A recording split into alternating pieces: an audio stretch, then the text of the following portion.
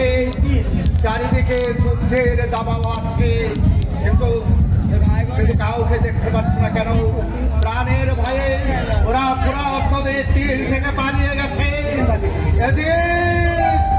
সেই মানে যে তুই নিজে যুদ্ধ না এসে তোর সৈন্যদেরকে পাঠিয়েছিস, তোকে হাতের মধ্যে পেলে আমি আমার সমস্ত স্বতন্ত্র হারানো ব্যথা তোর পাপের রক্তে শীতল করতাম। আসমান লালে লাল দুনিয়া আমাদের কোন ক্রন্দ কার গলা ফোরাতে আপনি মাগো পানি দাও। ফেটে গেল ছাতি মা, ফেটে গেল ছাতি মা। ওই নদীর পানি দেখা যাচ্ছে,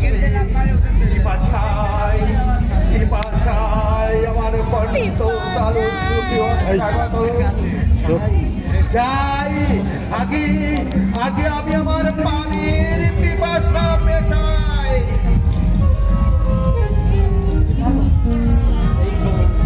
এই তো পানি নীরবে নিঃশব্দে পড়ে যাচ্ছে। আগে আমি আমার পানির পিপাসা মিটিয়ে নিই।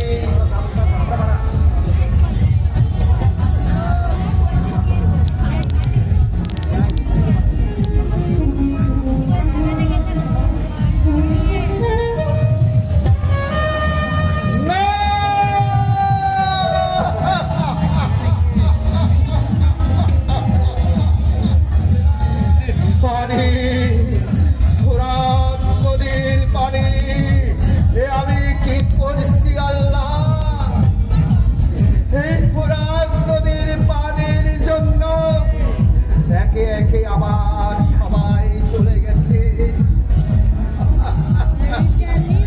আমার প্রাণ প্রিয় কাসেম, আকবর, আত্মীয় স্বজন, বন্ধু বান্ধব একে একে সবাই চলে গেছে।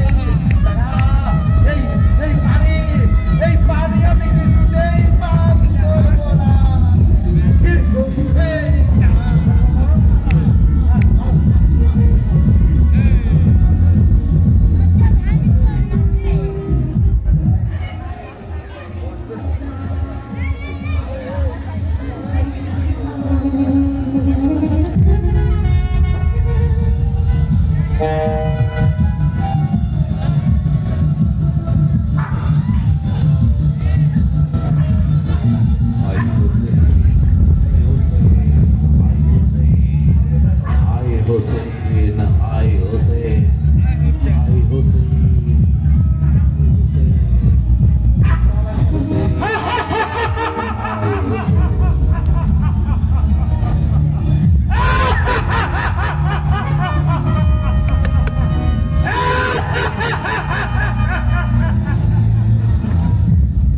শ্রোতা বন্ধু, পরের যে দৃশ্যটি সেটা আপনাদের সকলেরই জানা। পাষণ্ড সীমা কিভাবে তার মস্তকটি বিখণ্ডিত করেছে।